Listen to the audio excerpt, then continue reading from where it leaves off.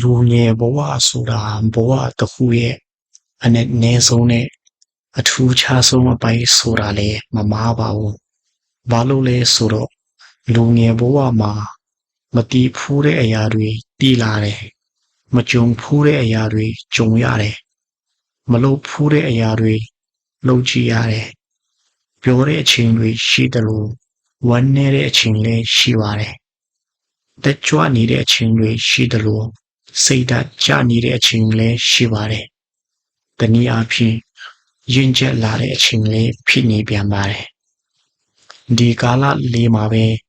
ကိစ္စတွေအများကြီးကြုံရတယ်လို့မျက်ရည်တွေလည်းအများကြီးကျရပါတယ်။အများကြီးလည်းရေမောရပါတယ်။နောင်တစ်ချိန်ပြန်တွေ့တဲ့အခါတကယ်ကိုမမေ့နိုင်စရာဘဝအမတ်တရားတွေဖြစ်လာမယ့်အချိန်လေးဖြစ်ပါတယ်။တကယ်တမ်းတော့လူငယ်တွေအတွက်ဘဝပညာရေးဆိုတာကအရန်အရေးကြီးတယ်ဆိုပေမဲ့တစ်ချိန်လုံးပညာရေးအတွက်ပဲကြိုးစားနေရမယ်လိမ်မာနေရမယ်ဆိုတာကလည်းမဟုတ်သေးပါဘူးဒီလိုဆိုရင်ဘဝကတိတ်ပြင်းဖို့ခေါင်းသွားမှာပဲဖြစ်ပါတယ်တသက်မှာတစ်ခါပဲရတဲ့လူငယ်ဘဝအခိုက်အတန့်လေးမှာအရသာဆုံးခံစားဖို့အောင်စမ်းကြည့်ပါလူငယ်တိုင်းလိုက်နာတဲ့အချက်10ချက်နံပါတ်1အပေါင်းအသင်းများများရှာပါတငယ်ချင်းအပေါင်းအသင်းရှာရအလွယ်ကူဆုံးကဒီလိုလူငယ်ဘဝပဲဖြစ်ပါတယ်လူငယ်အချင်းချင်းဆိုတော့နားလေကြတာလွယ်ကူပါတယ်ဥပမာမနေ့အိယာဟာပြင်းတဲ့အကြောင်းများပြောလိုက်ရင်ချက်ချင်းကိုခင်သွားတော့တာတွေရှိပါတယ်အဲ့လိုပဲလူငယ်တွေကစိတ်ဝင်စားကြတာလေးတွေကြုံရတဲ့ပြဿနာလေးတွေခံစားချက်လေးတွေအများစုတူတတ်ကြတော့ခင်မင်လွေတာပေါ့ပေါ်တဲ့သူအချင်းချင်းသာဆိုရင်တမိနစ်အတွင်းမှာတွေးချင်းညီအကိုမောင်နှမတွေလိုဖြစ်သွားပါတယ်ဒါကောင်းတဲ့အချက်တစ်ချက်ပဲဖြစ်ပါတယ်နောက်ပိုင်းကျရင်အလုပ်လုပ်တဲ့အခါမှာပဲဖြစ်ဖြစ်တခြားကိစ္စမှာပဲဖြစ်ဖြစ်အရာအလုံးကိုတယောက်တည်းလုပ်မရပါဘူး။ခိုင်တွေဖြည့်ရှင်းလို့လည်းမရပါဘူး။အဲ့ဒီအခါကျရင်တငယ်ချင်းတွေရဲ့အကူအညီလိုလာလိမ့်မယ်။ဒါကြောင့်အပေါင်းအသင်းအဆက်အသွယ်များများရှိတာကောင်းတဲ့အရာပဲဖြစ်ပါတယ်။တကယ်လို့ပြောမနာဆိုမနာ best friend တွေရှိနေတော့ပို့ပြီးတော့ကောင်းပါတယ်ဒါပေမဲ့အပေါင်းအသင်းမမဖို့တော့မယူဆိုင်ရပါမယ်နံပါတ်2တင်ယူပါ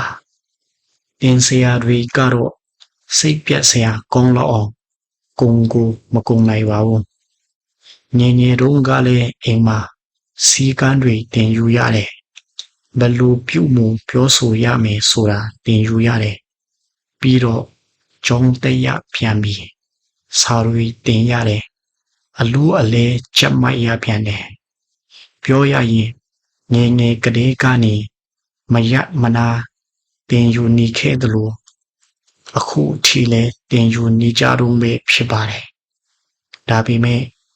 လူဆိုတာကလည်းတင်ယူနေမှတိုးတက်လာနေတာပါဒီလိုတင်ယူနေလို့ပဲ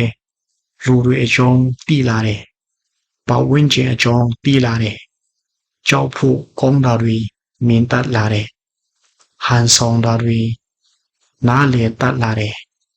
ဘဝမှာဘယ်လိုနေထိုင်ရမလဲဆိုတာကအစသိလာရတယ်အဲ့တော့ဘဝနဲ့ပတ်သက်ပြီးတော့ပဲဖြစ်ဖြစ်ပညာရေးနဲ့ပတ်သက်ပြီးတော့ဖြစ်ဖြစ်အမြဲတမ်းတင်ယူနေဖို့မမေ့ပါနဲ့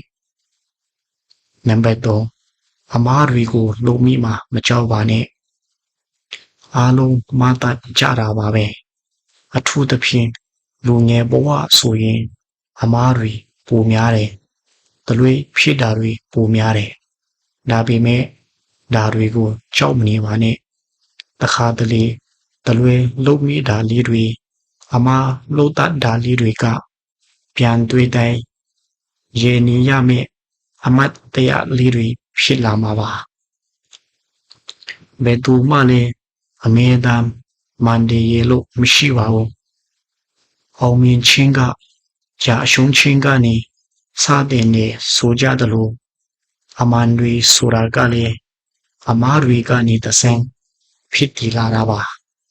da jaw ama lo mi ma ma jaw ba ne shat se ya le ma lo ba o di lo ama li rui ka ni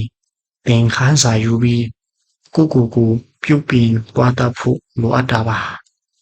ဒါဆိုကိုကပူပြီးရင့်ကျက်တဲ့သူတော်ဖြစ်လာနိုင်ပါသေးတယ်အခုလိုလူငယ်တွေအတွက်အရေးကြီးတဲ့အကြောင်းအရာတွေကိုစင်ဆက်မပြတ်တင်ဆက်ပေးမှဖြစ်တဲ့အတွက်ကျွန်တော်ရဲ့ channel နဲ့ကျွန်တော်ရဲ့ page ကို like subscribe and follow လုပ်ပေးဖို့ကျွန်တော်မေတ္တာရပ်ခံပါတယ်နံပါတ်၄စင်ခေါ်မှုတွေလုပ်ပါနေ့တိုင်းလုပ်နေကြအတိုင်းကြီးပဲလုပ်နေပြီးဘဝကြီးကအဲ့လိုလဲပတ်နေရင်အရန်ကိုပြင်းစရာကောင်းပါတယ်ကိုကစိတ်ယုံမမဟုတ်တာလုပ်နေကြတွေပဲဒိုင်ခံလုပ်မနေပါနဲ့အခါတလေစင်ခေါ်မှုအတိတ်တွေအတိအဆန်းလေးတွေကိုစမ်းကြည့်ပါနေရွေချင်းမှာဘဝကြီးကစွန့်စားခန်းတစ်ခုလိုစိတ်လှုပ်ရှားဖို့ကောင်းနေတာပါချောင်းထဲတူတိတ်ကတ်နေဖို့မလိုပါဘူးပြီးတော့စင်ခေါ်မှုတွေကနေတင်ခန်းစာလေးယူလို့ရပါတယ်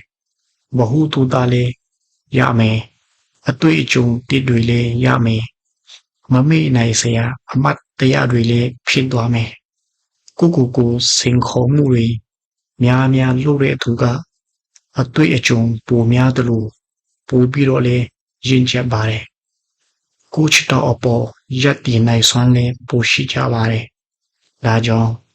စင်ခေါ်မှုအတိတ်တွေကိုရဲတာလက်ခံလိုက်ပါနံပါတ်5ယူတူကြည့်ပါလူငယ်တိုင်းမှာ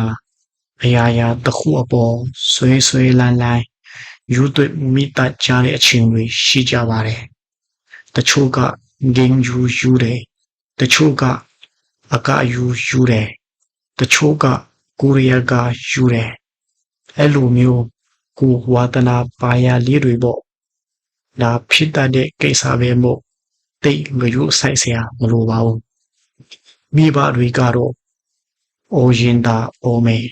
သူတို့လည်းအရင်ကတခုကိုယူသွဖူးကြမှာပဲလေဒါတဘာဝတစ်ခုပါပဲတခါတလေအဲ့တုန်းကဘာကိုဘယ်လိုမျိုးဘယ်လောက်ထိယူခဲ့တာဆိုပြီးစကားဟုံဖွေးစရာတွေတော့ဖြစ်လာနေပါတယ်ငယ်တုန်းတခုကိုယူသွကြည့်တာကောင်းပါတယ်ဒါပေမဲ့ပန်းစီလွန်ပြီးဆိုတယ်လို့ယူသွလိုက်ဆိုတာနဲ့တွတ်ခါအောင်ယူသွားတာမျိုးမလုပ်မိပါစေနဲ့ဥပမာနေမနာညမနာငင်းစောပြီးစာမြေပွေးကြတာတွေစေးယုံရောက်သွားတာတွေဘာတွေမဖြစ်အောင်တော့မယူဆိုင်ရပါနဲ့အခုလိုဆုံးထိကြည့်ရှုပေးတဲ့အတွက်ထူးပဲကျေးဇူးတင်ပါတယ် See you in the next video